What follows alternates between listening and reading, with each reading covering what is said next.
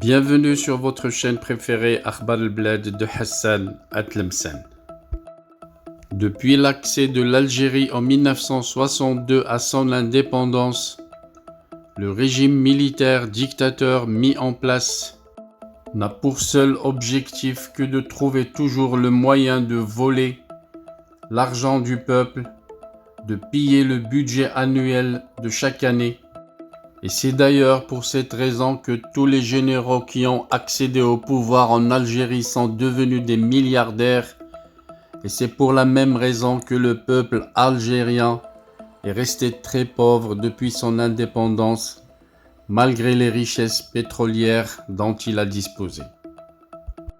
Et bien entendu, la recette magique utilisée par les généraux de l'armée à chaque fois qu'il y a un changement à la tête de l'état-major, c'était de garder le même système, les mêmes méthodes, en changeant uniquement les têtes, bien entendu pour donner l'impression au peuple que l'Algérie change, que à chaque fois nous sommes en train de vivre une nouvelle Algérie.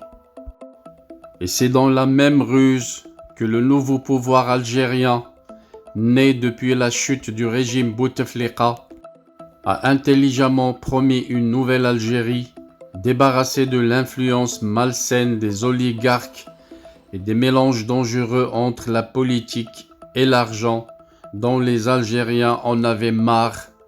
Mais cette promesse malheureusement ne va pas se concrétiser puisque de nouveaux oligarques algériens vont être façonnés par le régime algérien pour prendre la place de ceux qui ont été déchus au lendemain de la crise politique de 2019. Et bien entendu, le nouveau visage de l'ère Chengriha et Tebboune, de ces fistons oligarques gâtés, et sans doute Kamel Moula, le patron des laboratoires privés Vénus, l'un des plus importants fabricants algériens de produits cosmétiques, qui réalise des revenus avoisinant les 30 millions d'euros par an, qui petit à petit est en train de devenir le nouveau Ali Haddad de la nouvelle Algérie annoncée par le président algérien. Un média algérien installé à l'étranger rapporte que après avoir échappé miraculeusement à la purge menée depuis 2019, au sein des milieux affairistes, une purge à laquelle plusieurs de ses amis et collègues ont été emprisonnés, à l'instar du milliardaire Mohamed El Eid Ben Omar.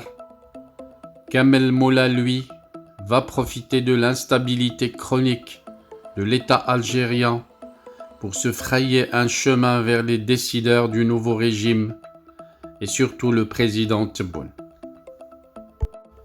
Le même média précise que c'est justement un conseiller du président algérien Abdelmjid Tebboune, qui s'appelle Abdelhafid Allahoum, qui va le prendre sous son aile pour faire de lui le nouveau visage de ses patrons algériens, les nouveaux Bni Wiwi, dociles et fidèles au président Tebboune. Des patrons qui, selon le même média, devront financer la future campagne des élections présidentielles de 2024, à travers laquelle le président Abdelmjid espère obtenir un deuxième mandat présidentiel qui lui est capital pour conserver le pouvoir, et bien entendu son bailleur de fonds ou des patrons généreux acquis à sa cause. Tebboune peut difficilement réaliser son projet politique. Sauf que ces patrons qui doivent financer sa compagnie doivent être d'abord engraissés comme des taureaux pour devenir riches à travers des marchés, à travers des avantages et bien entendu à travers une couverture politique. La question qui se pose en premier lieu, comment a fait Kamel Moula pour s'infiltrer, pour qu'il soit l'homme choisi pour devenir le nouveau patron économique de la nouvelle Algérie. Son choix par la présidence et bien entendu par là une validation par l'état-major de l'armée algérienne, à savoir Chengriha, sans qui bien entendu rien ne peut se faire en Algérie. Son choix ne doit pas être dû au hasard. En fait, c'est grâce à ses parents proches qui travaillent au sein de plusieurs services de sécurité en Algérie que Kamel Moula a pu attirer l'attention des conseillers de Tebboune avec lesquels il a fait un pacte, créer un nouveau patronat fort au service de la propagande du président Tebboune. Et c'est ainsi qu'est né en février 2022 le fameux Conseil du renouveau économique algérien, CREA. Déjà le nom qui lui a été choisi dévoile les intentions. Un renouveau des têtes, bien sûr. Voilà qu'une nouvelle organisation syndicale patronale qui se dit aspirer officiellement à contribuer activement à la transition économique de l'Algérie. Mais en réalité, le nouveau club politique des patrons algériens souhaitant un deuxième mandat présidentiel pour Tebboune venait de naître. Et en quelques mois seulement, ce CREA est devenu le nouveau FCE, le fameux FCE de la nouvelle Algérie. Et Kamel Moula est courtisé par tous les ministres du gouvernement. Toutes les portes du pouvoir lui sont ouvertes. Et les hauts responsables de l'État se plient en quatre pour répondre aux sollicitations du nouveau patron des patrons algériens qui parle ouvertement dans les coulisses au nom du président Abdelmjid Tebboune, en se présentant à chaque fois comme son plus fidèle ambassadeur sur le côté économique. Et bien entendu, en un clin d'œil, tous les autres patronats ont été relégués au second plan, voire même écartés des centres de prise de décision. Plus aucun membre du gouvernement ne leur donne le moindre crédit, ni la moindre attention. La Confédération algérienne du patronat citoyen ou la Confédération générale des entrepreneurs et opérateurs algériens, ainsi que d'autres petites organisations patronales, se trouvent aujourd'hui totalement marginalisées et leurs structures vidées de leur substance. La même histoire, le même scénario qui se répète, car c'est exactement le même scénario qui s'était produit lorsque le célèbre oligarque Ali Haddad avait été élu en 2014 à la tête du Forum des chefs d'entreprise, choyé par le pouvoir politique.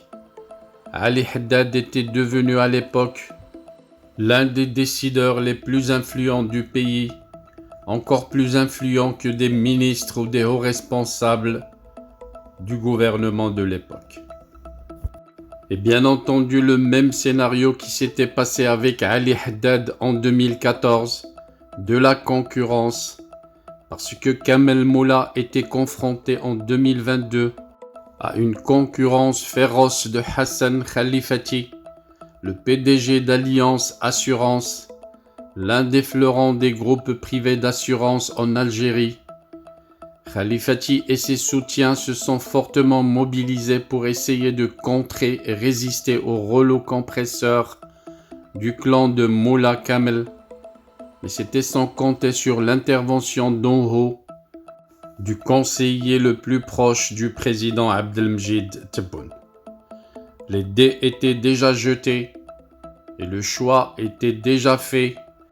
Khalifati ne pouvait plus espérer qu'une seule chose: être épargné par le régime actuel et ne pas être obligé à subir les mêmes sorts qu'ont subi les concurrents de l'ancien homme fort de l'économie algérienne. Voilà donc au moment où le peuple algérien attend un changement économique qui puisse lui être favorable pour bénéficier à son tour des richesses du pays. Le régime ne fait que changer les gants de velours pour garder la main forte sur les richesses du pays. Pauvre peuple algérien, l'Algérie est dirigée par une junte militaire qui mène le pays vers la ruine. Et bien entendu, dans cette ruine, De grands rongeurs trouvent leur compte et tirent d'énormes recettes. Et par-dessus le marché, se foutent carrément du peuple algérien ou de l'avenir de l'État algérien.